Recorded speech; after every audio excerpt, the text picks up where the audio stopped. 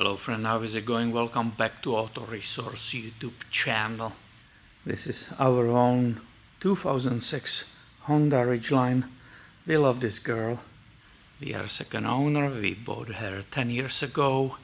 Put a lot of miles on her and she worked for us absolutely flawlessly. We love this vehicle. But everything is coming to the end. The absolute flawless performance. We did only maintenance on it, and I think one AF sensor, oxygen sensor, that's all what I replaced on her. Otherwise I'm making sure she get all changes, all the filters. Transmission is being, the fluid is being replaced and so on. I use only Honda parts. How many miles she has? 226,537. So very recently, after driving, we came to the gas station, filled her up, and after I filled her up, hop in the cabin, put the key in the ignition. This showed up, and when I turned the key, that one more turn, nothing happened. There was zero sound, there was zero click, zero crank, zero nothing. The display was perfect like this, it was not dimming or anything, but there will be no start. I had to do that at the gas station in a matter of 2 minutes, let's say. I had to do it like 15 times. After that she started as usually and we moved to the parking lot. We did our shopping, which took 1 hour, came to the parking lot and it happened again. On that last turn against the spring, the starter will do nothing. It was quiet.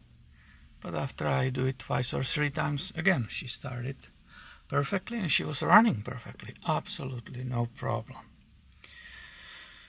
I was waiting. I took it to the shop the next week, but I cannot duplicate the problem. She starts without absolute any interruption. There's no problem whatsoever. And that lasted for approximately months of daily use. She was starting every single time, no hesitation, nothing. After that month, my wife took a Ridgeline and she went on her trip to see the parents. And after hours of driving, she stopped at the gas station to fill up. She filled up. The same thing happened. Nothing. Absolutely nothing. So she told me that she obviously tried the shifter, put it through the gears, tried multiple times. Boom. Then she started again and she continued her trip. She stayed with the parents. And again, that happened 2 weeks ago.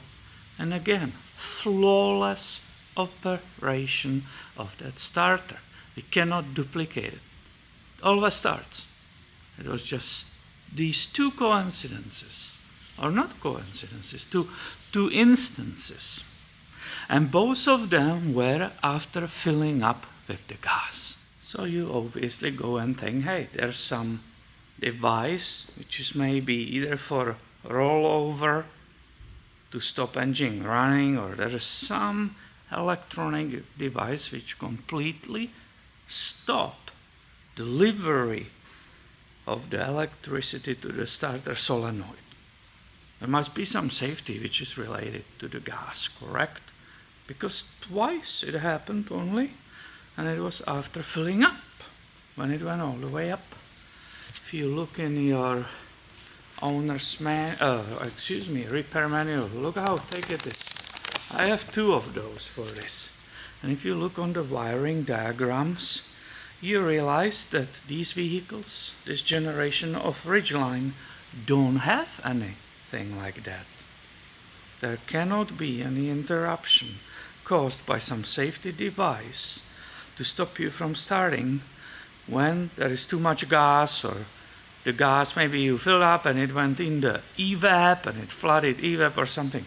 There's not such a safety measure in electronics. So it must be something else. And if it is something else, what can cause that absolute no start, yet you know your battery is fully charged, your alternator is charging it, because we have this very intermittent behavior. Well, obviously, what could cause it? Some basics. Negative here on the battery if it's loose. If you don't have correct contact, and here contact with the body, it could cause it. Here is positive terminal. Again, if it will be loosey, it's just wiggling there, that's one of these wires. It's direct to the starter, which is actually right there. You see the solenoid. That could cause that start problems. Now the starter, if we put the light there,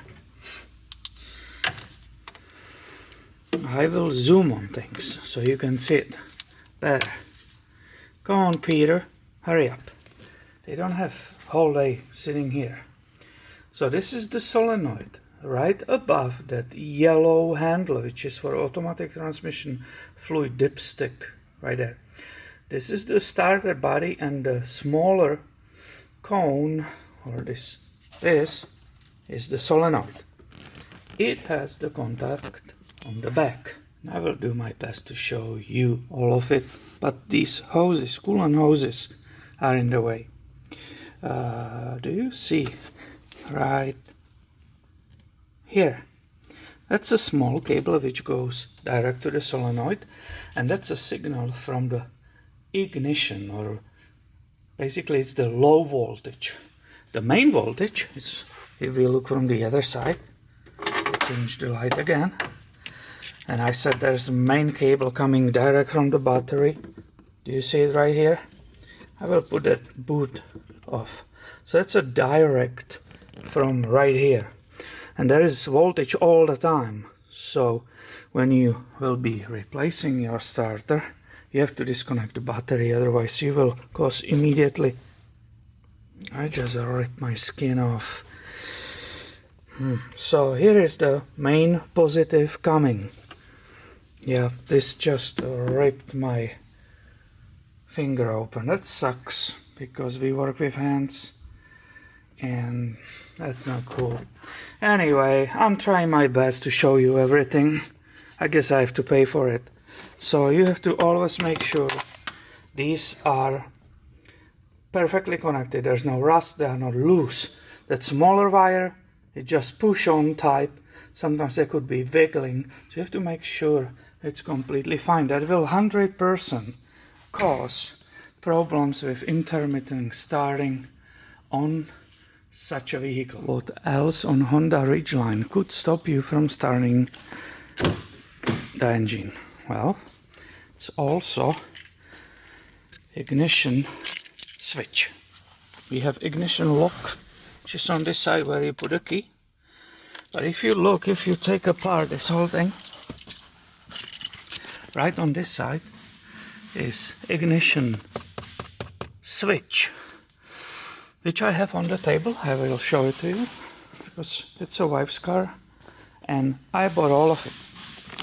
It's still in the back. I will be not unpacking it because I'm not going to use it. But look how these wires are thick. It goes all the way down in the driver's seat.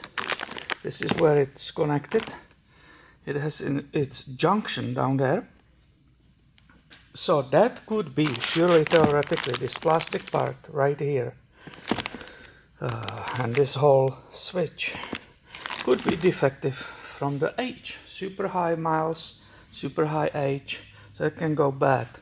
Can be starter, which will be the solenoid. Also we have this little relay. This little relay, this switch sends power to the relay. And if all the conditions are met, this relay will click and it will actually send the power to that solenoid which we were talking about. And where is that small connector? I can actually show it to you. I apologize, it's right here. Do you see this little pin? This is what I'm saying. That's a small connector which comes from ignition switch and The relay, this is the large wire which is direct to the battery, the positive. This is some kind of just holder for another wires coming around. So this is the starter itself, and we will come back to it in just a second. Location of the relay is not in the engine on the Ridgeline. It's actually right here, where is the fuse box. And if you see this yellow wire, and I hope you see that right there, that's actually the wiring from that switch which is lying on that table. That's coming all the way from here underneath the dashboard, and that's where the junction is, where it's continuing its journey into the engine bay. So now you know where the areas are. Obviously, if you could duplicate the problem, you can remove this, and you can try to listen if the relay is coming on and off when you are putting the key on right here.